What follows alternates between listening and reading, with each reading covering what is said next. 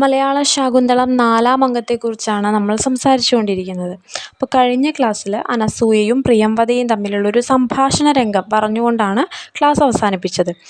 താതകശ്യപൻ തപസ് കഴിഞ്ഞ് തിരിച്ചെത്തുകയും ഇവിടെ നടന്ന കാര്യങ്ങൾ ഒരു അശരീരി വാക്കുവഴി മനസ്സിലാക്കുകയും ചെയ്തു. അങ്ങനെ ശകുന്തളയെ ഭർത്താവിൻ്റെ വീട്ടിലേക്ക് അയക്കാനായിട്ട് അദ്ദേഹം തയ്യാറെടുക്കുന്നു എന്ന വിവരം പ്രിയംവദ അനസൂയയെ അറിയിക്കുന്ന ഒരു രംഗമായിരുന്നു അന്ന് കഴിഞ്ഞ ക്ലാസ്സിൽ സംസാരിച്ചത്. ഇനി ബാക്കി നോക്കാം. അനസൂയ പ്രിയംവദയെ ആലിംഗനം ചെയ്തിട്ട്, സഖി, വളരെ സന്തോഷം. എന്നാൽ ശകുന്തളയെ ഇന്ന് തന്നെ അയക്കുന്നല്ലോ എന്ന കുണ്ഠിതവുമുണ്ട്. വളരെ സന്തോഷമുള്ള കാര്യമാണ്. ശകുന്തളയുടെ ആഗ്രഹം സാധിക്കാൻ പോവുകയാണല്ലോ. പക്ഷേ ശകുന്തളയെ ഇന്ന് തന്നെ പറഞ്ഞയക്കുകയാണല്ലോ അല്ലേ, അവളെ ഇനി നമ്മൾ പിരിഞ്ഞിരിക്കണമല്ലോ എന്ന ഒരു വിഷമവും ഉള്ളിലുണ്ട് എന്ന് അനസൂയ പറയുന്നു. അപ്പോൾ പ്രിയംവദ മറുപടി കൊടുക്കുകയാണ്, സഖി, നമുക്ക് കുണ്ഠിതം എങ്ങനെയും പോക്കാം. ആ പാവത്തിന് സുഖക്കേടൊഴിയട്ടെ. നമ്മുടെ വിഷമം എങ്ങനെയെങ്കിലുമൊക്കെ നമുക്ക് സഹിക്കാം. പക്ഷേ അവളുടെ ആഗ്രഹം നടക്കട്ടെ, അവളുടെ സന്തോഷമാണല്ലോ നമുക്ക് വലുത് എന്ന് പ്രിയംവദ പറയുന്നു. അനസൂയ, എന്നാൽ ഈ മാങ്കൊമ്പിൽ തൂക്കിയിട്ടിരിക്കുന്ന ചിരട്ടക്കുടുക്കയിൽ ഞാൻ ഇതിലേക്കു വേണ്ടി തന്നെ കുറേ കാലത്തേക്ക് നിൽക്കുന്നതാണല്ലോ എന്ന് കരുതി സൂക്ഷിച്ചിട്ടുള്ള ഇലഞ്ഞിമാല എടുത്തു കയ്യിൽ വെച്ചുകൊള്ളൂ. ഞാൻ പോയി ഗോരോചന തീർത്ഥത്തിലെ മണ്ണ്, കറുകനാമ്പ് ഇതെല്ലാം ചേർത്ത് മംഗളക്കുറിക്കൂട്ടുണ്ടാക്കാം. അങ്ങനെയാണെങ്കിൽ നമുക്ക് അവളെ പറഞ്ഞയക്കാനുള്ള ഒരുക്കങ്ങൾ നടത്താമെന്ന് പറയുന്നതാണ് അത്. പ്രിയംവദ, അങ്ങനെ ആവട്ടെ. അനസൂയ പോയി പ്രിയംവദ കുടുക്കയിൽ നിന്ന് മാലയെടുക്കുന്നു. പ്രിയംവദ അനസൂയ പറഞ്ഞ കാര്യം ചെയ്തിട്ട് പോവാണ് അണിയറയിൽ. ഗൗതമി, ശകുന്തളയെ കൂട്ടിക്കൊണ്ടു പോകുന്നതിന് ശാർങ്ങരവൻ മുതൽ പേരോട് ഒരുങ്ങിക്കോളാൻ പറയൂ. അവിടെ പിന്നെ മുഴുവനായിട്ടും ശകുന്തളയെ പറഞ്ഞയക്കാനുള്ള ഒരു തിരക്കും അതിനുള്ള കാര്യങ്ങളൊക്കെ ചെയ്തുകൊണ്ടിരിക്കുകയാണ്. അപ്പോൾ ഗൗതമിയോട് പറയുകയാണ്, ഗൗതമി എന്ന് പറയുന്നത് മറ്റൊരു ആശ്രമവാസി, അവിടെ പറയുകയാണ് ശകുന്തളയെ കൂട്ടിക്കൊണ്ടു പോകാൻ ശാർങ്ങരവനോടും ഒക്കെ ഒരുങ്ങിക്കൊള്ളാൻ പറയൂ, അങ്ങ് പോകാനായിട്ട് റെഡിയാവാൻ പറയൂ എന്ന് പറയുന്നു. പ്രിയംവദ ചെവിയോർത്തിട്ട്, അനസൂയ വേഗത്തിലാവട്ടെ, ഹസ്തിനപുരത്തേക്ക് പോകാനുള്ള ഋഷികളെ ഇതാ വിളിക്കുന്നു. അതെ, ഹസ്തിനപുരത്തേക്ക് ശകുന്തളയെ കൊണ്ടുപോകാൻ വേണ്ടിയിട്ടുള്ള ഋഷികളെയൊക്കെ അതേ വിളിക്കുന്നുണ്ട്. വേഗത്തിലാവണം, ശകുന്തളയെ ഒരുക്കുന്നത് വേഗത്തിലാവണം. അനസൂയ കുറിക്കൂട്ടോടുകൂടി പ്രവേശിച്ചിട്ട്, സഖി, വരൂ പോവാം, ചുറ്റി നടക്കുന്നു. പ്രിയംവദ നോക്കിയിട്ട്, ഇതാ സൂര്യോദയത്തിൽ തന്നെ മുങ്ങിക്കുളി കഴിഞ്ഞിരിക്കുന്ന ശകുന്തളയെ താപസിമാർ തലയിൽ അരിയിട്ട് അനുഗ്രഹിക്കുന്നു. അങ്ങോട്ട് ചെല്ലാം. താപസിമാർ ആ ഒരു ആശ്രമത്തിലെ മുനിമാർ അല്ലേ, അവിടുത്തെ സ്ത്രീകൾ, അവർ ശകുന്തളയെ തലയിൽ അരിയിട്ട് അനുഗ്രഹിക്കുന്നു. അവളെ അനുഗ്രഹിക്കുകയാണ്. അങ്ങോട്ടേക്ക് പോവാം. അനന്തരം മുൻചൊന്ന മട്ടിൽ പീഠത്തിലിരുന്നു കൊണ്ട് ശകുന്തളയും അനുഗ്രഹിച്ചുകൊണ്ട് താപസിമാരും പ്രവേശിക്കുന്നു. താപസിമാരിൽ ഒരുത്തി, കുഞ്ഞെ, നിനക്ക് ഭർത്താവിൻ്റെ ബഹുമാനം സൂചിപ്പിക്കുന്ന പട്ടമഹിഷിസ്ഥാനം ലഭിക്കട്ടെ. പിന്നെ ഒരുത്തി, കുട്ടി, നിനക്ക് വീരനായ പുത്രൻ ജനിക്കട്ടെ. വേറെ ഒരുത്തി, പൈതലെ, ഭർത്താവ് നിന്നെ ആദരിക്കട്ടെ. അപ്പോൾ ആ താപസിമാർ ശകുന്തളയെ പലതരത്തിലിങ്ങനെ അനുഗ്രഹങ്ങൾ നൽകണം, പല പല വരങ്ങൾ നൽകിക്കൊണ്ടിരിക്കുകയാണ്. ആശീർവാദം ചെയ്തിട്ട് ഗൗതമി ഒഴികെയുള്ള താപസിമാർ തിരികെ പോകുന്നു. അപ്പോൾ സഖിമാർ അടുത്ത് ചെന്നിട്ട്, തോഴി, നിനക്ക് മംഗളം ഭവിക്കട്ടെ. അവളുടെ ഏറ്റവും അടുത്ത് നിൽക്കുന്നവരാണ് ഈ അനസൂയയും പ്രിയംവദയും. അപ്പോൾ അവർ ചെന്നിട്ട്, നിനക്ക് നല്ലത് വരട്ടെ, മംഗളം ഭവിക്കട്ടെ എന്ന് പറയുന്നു. ശകുന്തള, നിങ്ങൾക്ക് സ്വാഗതം, ഇതാ ഇവിടെ ഇരിക്കിൻ. നിങ്ങൾ വരണം, ഇവിടെ ഇരിക്കുക എന്ന് പറയുന്നു. സഖിമാർ മംഗളോപകരണങ്ങൾ എടുത്തുകൊണ്ടിരുന്നിട്ട്, സഖി, ഞങ്ങൾ നിന്നെ കുറിയിടുവിക്കട്ടെ, ശരിയായിരിക്കൂ. ഞങ്ങൾ നിന്നെ ഒരുക്കട്ടെ, അങ്ങോട്ടേക്ക് പോകാൻ വേണ്ടിയിട്ട് നിന്നെ ഞങ്ങൾ ഒരുക്കട്ടെ, നേരെ ഇരിക്കുക എന്ന് സഖിമാർ പറയുന്നു. ശകുന്തള, ഇത് പതിവുള്ളതാണെങ്കിലും ഇപ്പോൾ ബഹുമാനിക്കേണ്ടതായിരിക്കുന്നു. സഖിമാർ എന്നെ ചമയിക്കുക എന്നതിനി ദുർലഭമാണല്ലോ. ഇതെന്നും ചെയ്യുന്നതാണ്, നിങ്ങളെന്നെ ഒരുക്കുന്നത് എപ്പോഴും ചെയ്യുന്നതാണ്. എങ്കിലും ഇന്നിപ്പോൾ പറഞ്ഞപ്പോൾ ഞാൻ നിങ്ങളുടെ നിങ്ങൾ ആവശ്യപ്പെട്ടതിനെ ബഹുമാനിക്കണം.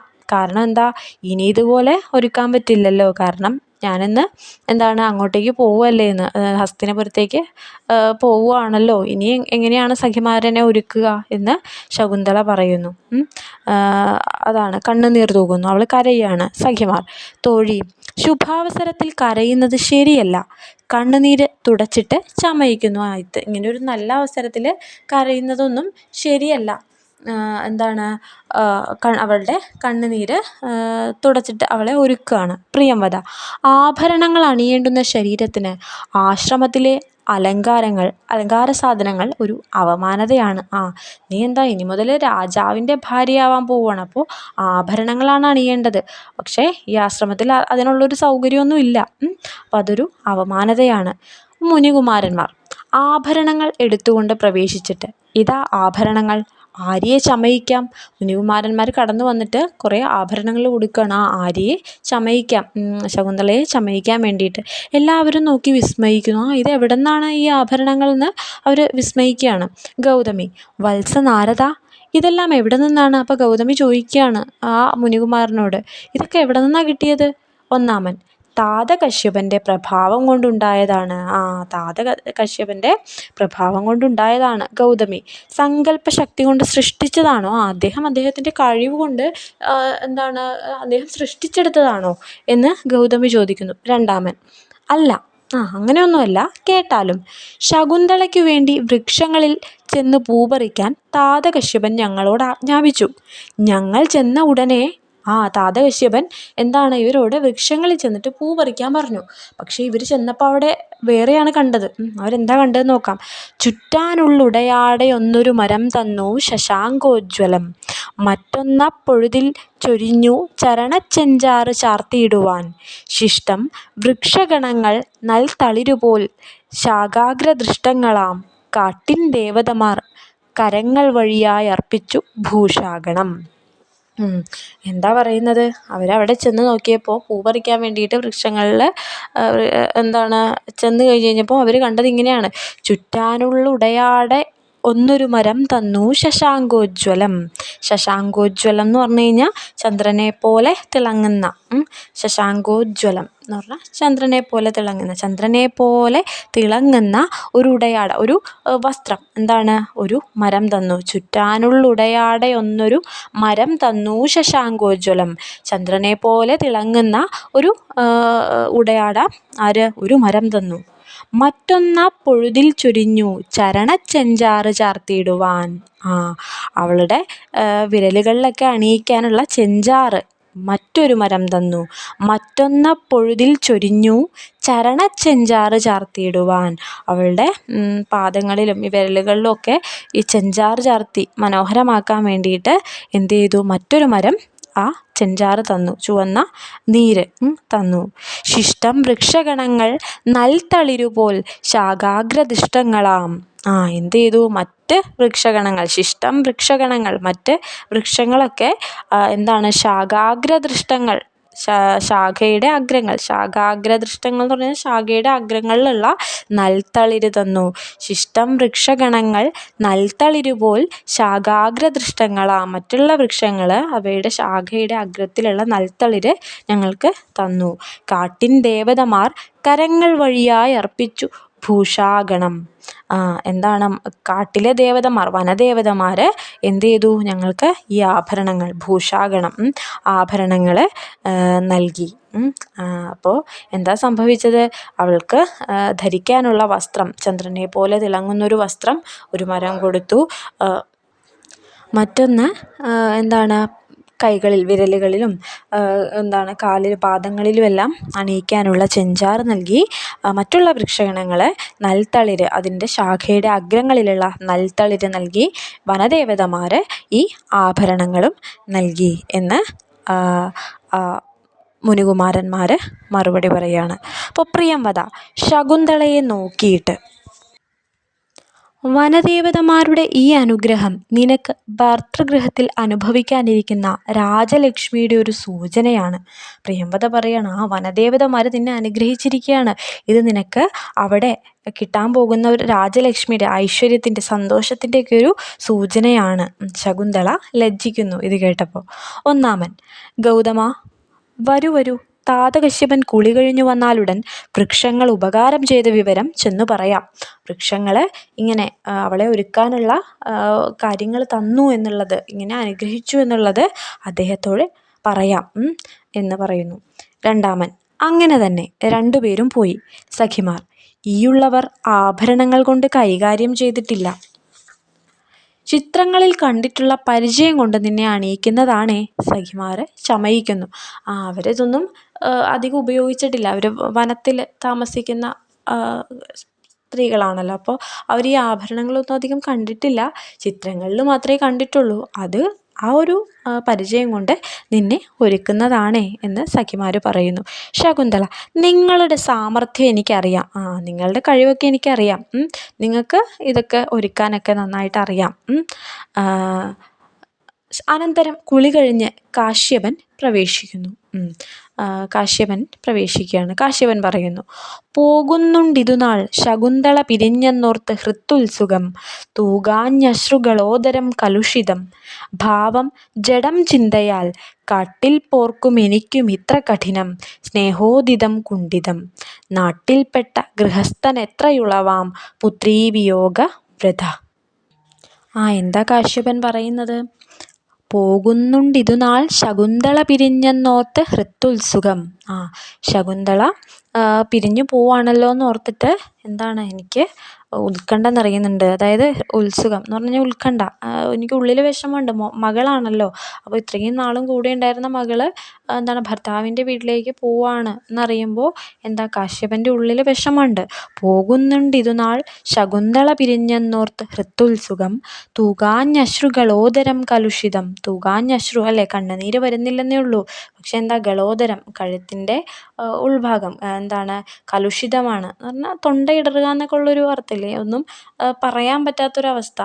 അത്രയും സങ്കടമുണ്ട്. പക്ഷേ കണ്ണുനീര് വരുന്നില്ല, സംസാരിക്കാൻ പറ്റുന്നില്ല. അങ്ങനത്തെ ഒരു അവസ്ഥ. തൂകാഞ്ഞശ്രുകളോദരം കലുഷിതം. ഭാവം ജഡം ചിന്തയാൽ അല്ലെ, ചിന്ത കൊണ്ട് ജഡമായതുപോലെ ഉള്ളൊരു അവസ്ഥയാണ്. അതായത് ഇവിടെ ഉണ്ടെങ്കിലും മറ്റു പല കാര്യങ്ങളും ചിന്തിച്ച് മരിച്ചതുപോലത്തെ ഒരവസ്ഥയിലാണ് താൻ എന്ന് കാശ്യപൻ പറയുകയാണ്. കാട്ടിൽ പോർക്കും എനിക്കും ഇത്ര കഠിനം. സ്നേഹോദിതം കുണ്ഠിതം. അല്ലേ, ആ സ്നേഹം കൊണ്ട് ഇത്രയധികം സങ്കടം കാട്ടിൽ പാർക്കുന്ന എനിക്ക് ഉണ്ടെങ്കിൽ, അല്ലെ, ഇത്രയും കഠിനമായിട്ട് ഈ ഒരു വിഷമം എനിക്ക് തോന്നുന്നുണ്ടെങ്കിൽ, ഒരു താപസിയായിട്ടുള്ള, ഒരു മുനിയായിട്ടുള്ള, ഒരു വനവാസിയായിട്ടുള്ള എനിക്ക് ഇത്രയും സങ്കടം സ്നേഹം കൊണ്ടുണ്ടാവുന്നുണ്ടെങ്കിൽ നാട്ടിൽപ്പെട്ട ഗൃഹസ്ഥൻ എത്രയുളവാം പുത്രീ വിയോഗവ്യത. അതായത് നാട്ടിലുള്ള ഗൃഹസ്ഥനായിട്ടുള്ള, അല്ലെ, നാട്ടിലുള്ള ഗൃഹസ്ഥന്, പിതാവിന് അല്ലെങ്കിൽ അച്ഛന് പുത്രിയെ പിരിയുമ്പോൾ എത്രത്തോളം സങ്കടമുണ്ടാവും അല്ലേ എന്ന് കാശ്യപൻ പറയുകയാണ്. ശകുന്തള പോകുന്നുണ്ട് എന്ന് കാര്യമോർത്തിട്ട് എൻ്റെ മനസ്സ് ഉത്കണ്ഠപ്പെടുന്നുണ്ട്. ഒന്നും സംസാരിക്കാൻ പോലും പറ്റുന്നില്ല. ഗളോദരം കലുഷിതം. തൂകാഞ്ഞശ്രു അല്ലേ, കണ്ണുനീര് വരുന്നില്ല. ചിന്ത കൊണ്ട് ജഡമായതുപോലുള്ള ഒരവസ്ഥയാണ്. കാട്ടിൽ പോർക്കും എനിക്കും ഇത്ര കഠിനം. സ്നേഹോദിതം കുണ്ഠിതം. കാട്ടിൽ താമസിക്കുന്ന എനിക്ക് സ്നേഹം കൊണ്ടുള്ള ഈ ഒരു ദുഃഖം എത്ര കഠിനമാണ്. അങ്ങനെയാണെങ്കിൽ നാട്ടിലുള്ള ഒരു ഗൃഹസ്ഥന് എത്രത്തോളം ഉണ്ടായിരിക്കും ആ ഒരു സങ്കടം. തൻ്റെ മകളെ പിരിയുമ്പോഴുള്ളൊരു സങ്കടം എത്രത്തോളം ഉണ്ടാകുമെന്ന് അദ്ദേഹം പറയുന്നു. പോകുന്നുണ്ടിതുനാൾ ശകുന്തള പിരിഞ്ഞെന്നോർത്ത് ഹൃത്തുത്സുകം. തൂകാഞ്ഞശ്രുകളോദരം കലുഷിതം. ഭാവം ജഡം ചിന്തയാൽ കാട്ടിൽ പോർക്കുമെനിക്കുമിത്ര കഠിനം. സ്നേഹോദിതം കുണ്ഠിതം. നാട്ടിൽപ്പെട്ട ഗൃഹസ്ഥനെത്രയുളവാം പുത്രീവിയോഗ വ്യഥ. ഓക്കെ, അപ്പോൾ ഇന്നത്തെ ക്ലാസ്സിൽ സംസാരിച്ചത് ശകുന്തളയെ ഭർത്താവിൻ്റെ വീട്ടിലേക്ക് പറഞ്ഞയക്കാനായിട്ട് ആശ്രമത്തിൽ നടത്തുന്ന ഒരുക്കങ്ങളെക്കുറിച്ചാണ്. പ്രിയംവദയും അനസൂയയും ശകുന്തളയെ ഒരുക്കാനായിട്ട് തയ്യാറാകുമ്പോൾ മുനികുമാരന്മാർ കടന്നു വരികയും വനദേവതമാർ ശകുന്തളയെ അനുഗ്രഹിച്ച കാര്യം, അല്ലെ, അനുഗ്രഹിച്ചുകൊണ്ട് അവളെ ഒരുക്കാനുള്ള കാര്യങ്ങൾ നൽകിയ വിവരം വന്ന് അറിയിക്കുകയും അത് കൈമാറുകയും ചെയ്യുന്നു. അങ്ങനെ പ്രിയംവദയും അനസൂയയും അതുകൊണ്ട് ആ ആഭരണങ്ങളും ചെഞ്ചാറും വസ്ത്രവും ഒക്കെ കൊണ്ട് ശകുന്തളയെ ഒരുക്കുന്നു. അതുപോലെ തന്നെ എന്താണ് താതകശ്യപൻ പറയുകയാണ് തനിക്ക് ഇത്രയും തൻ്റെ പുത്രിയെ പിരിയുമ്പോൾ ഇത്രയധികം വിഷമമുണ്ടെങ്കിൽ നാട്ടിലുള്ളൊരച്ഛന് തൻ്റെ മോളെ പിരിയുമ്പോൾ എത്രത്തോളം വിഷമമുണ്ടാകും എന്നിങ്ങനെ ചിന്തിക്കുകയാണ്. അപ്പോൾ അതുവരെയാണ് പറഞ്ഞത്. അപ്പോൾ ഇന്ന് പറഞ്ഞ 2 പദ്യങ്ങളും എന്താണ് വളരെ ഇമ്പോർട്ടൻ്റാണ്.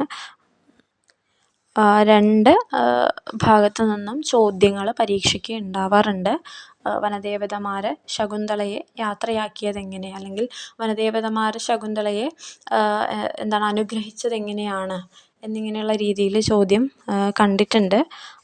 അതോടൊപ്പം തന്നെ എന്താണ് കാശ്യപ മഹർഷി പറയുന്നത്, കാട്ടിൽ പോർക്കും എനിക്കും ഇത്ര കഠിനം സ്നേഹോദിതം കുണ്ഠിതം നാട്ടിൽ പെട്ട ഗൃഹസ്ഥനെത്രയുളവാം പുത്രീ വിയോഗവ്യത എന്നുള്ള ആ ഒരു ഭാഗം എന്തുകൊണ്ടാണ്, അല്ലെങ്കിൽ ആരാണ് പറഞ്ഞത്, എന്തുകൊണ്ടാണ് പറഞ്ഞത് എന്നുള്ള രീതിയിൽ ചോദ്യം കണ്ടിട്ടുണ്ട്. അപ്പോൾ ഈ 2 ഭാഗങ്ങളും നല്ല രീതിക്ക് വായിക്കണം, അർത്ഥം മനസ്സിലാക്കി വയ്ക്കുക. അപ്പോൾ ഓക്കെ, താങ്ക് യു.